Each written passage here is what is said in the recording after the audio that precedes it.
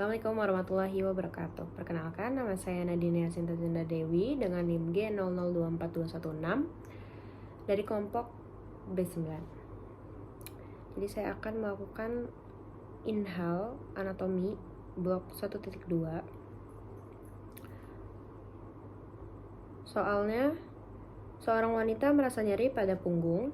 Yang pertama, jelaskan struktur anatomi vertebra dari cervical, thoracal, lumbal, sacrum, sama coccygealnya.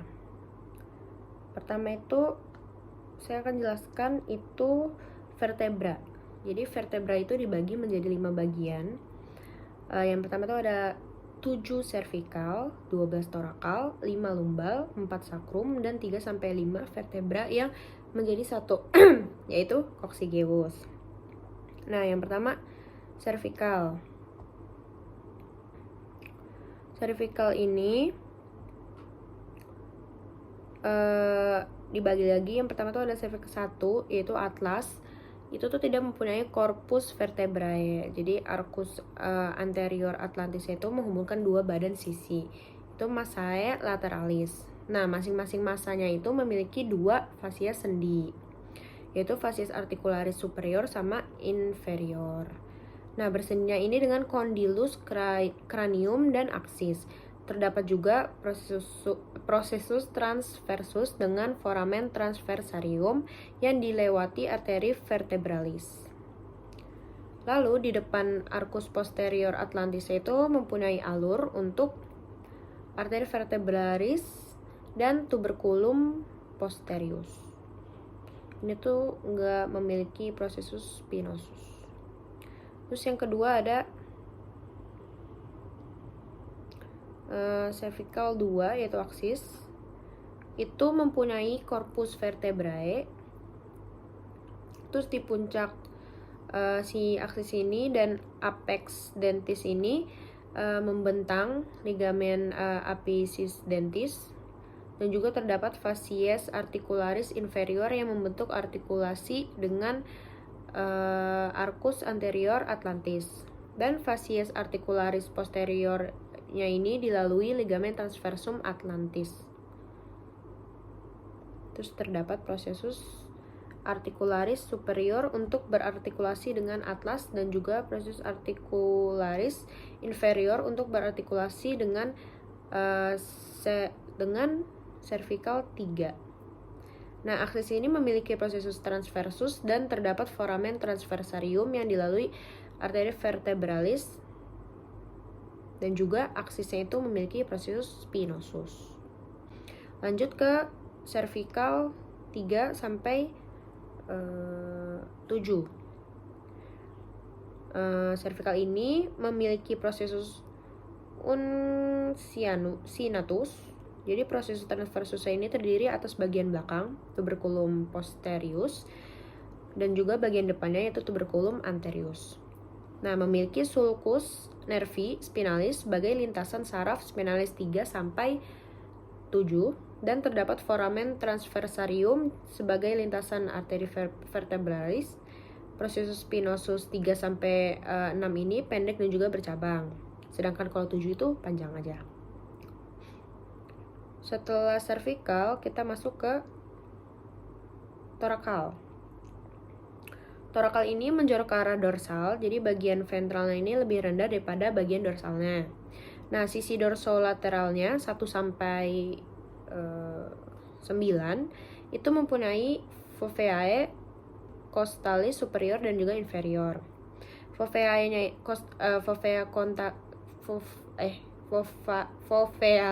costalis superior vertebra dengan kepala iganya ini membentuk articulatio capitis costae.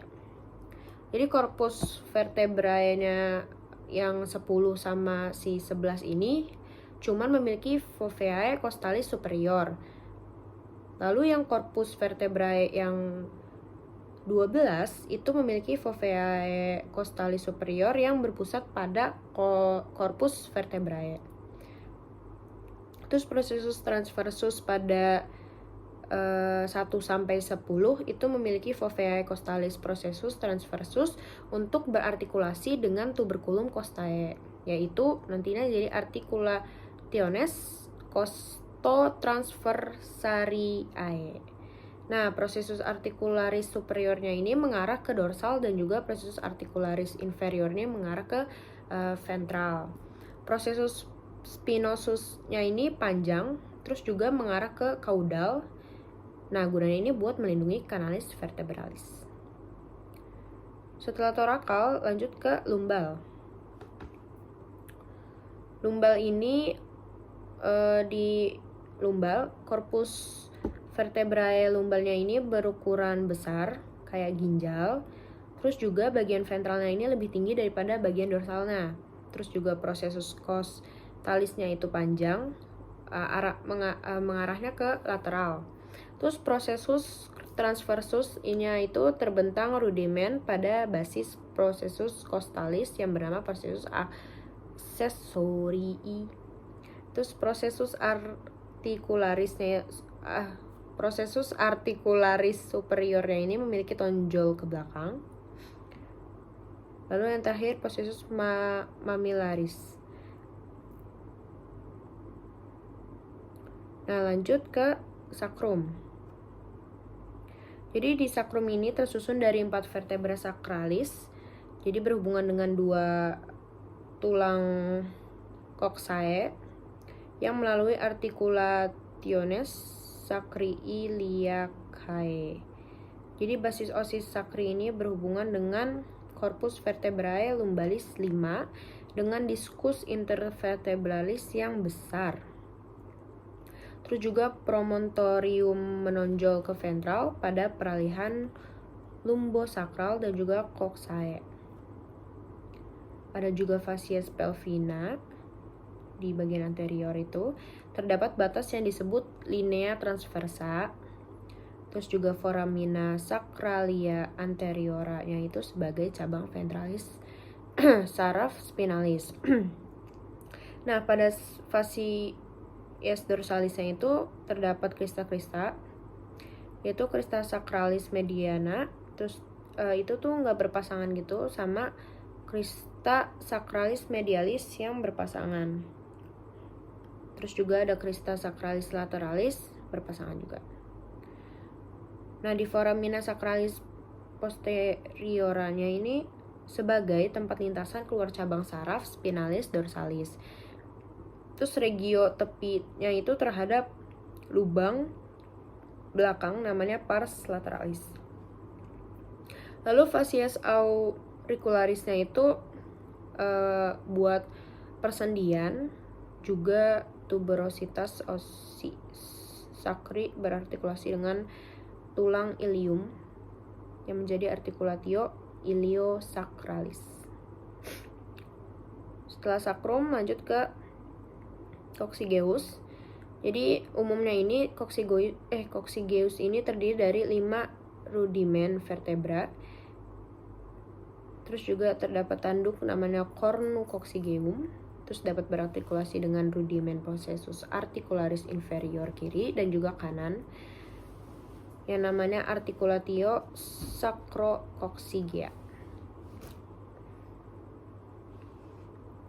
Lanjut ke pertanyaan di laporan nomor 2, yaitu jelaskan muskuli penyusun regio dorsum.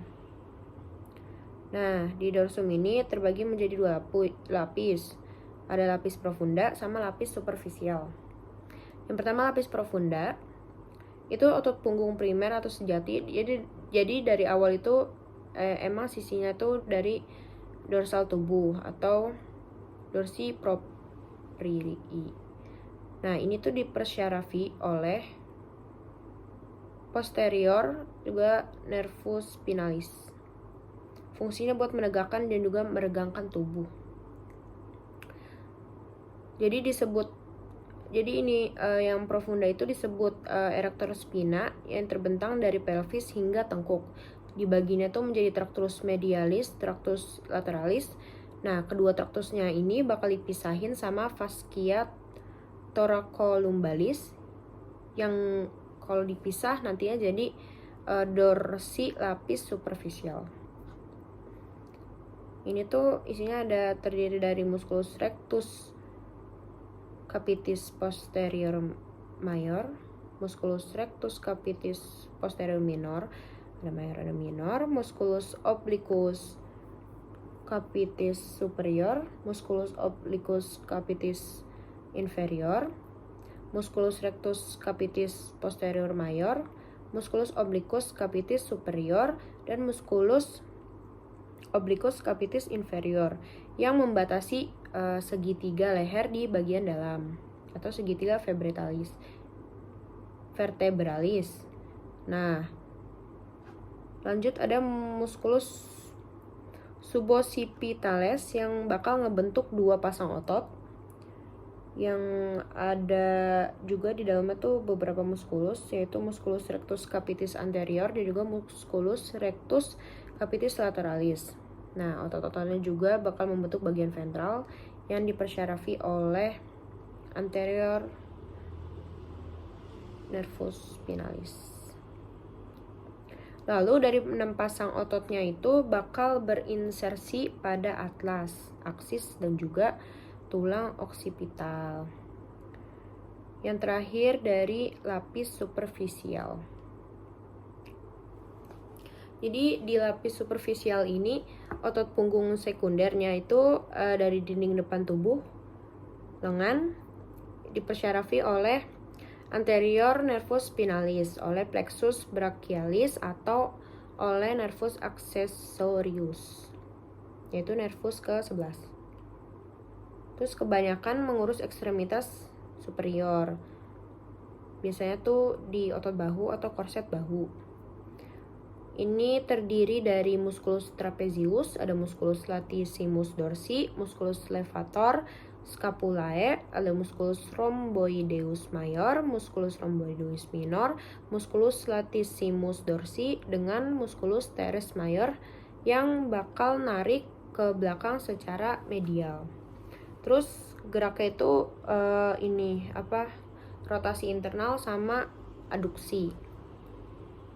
Lalu yang musculus rhomboideus mayor sama minor itu memfiksasi scapula ke dada. Jadi juga buat narik ke spine. Mungkin sekian dari saya. Kurang lebihnya mohon maaf. Wassalamualaikum warahmatullahi wabarakatuh.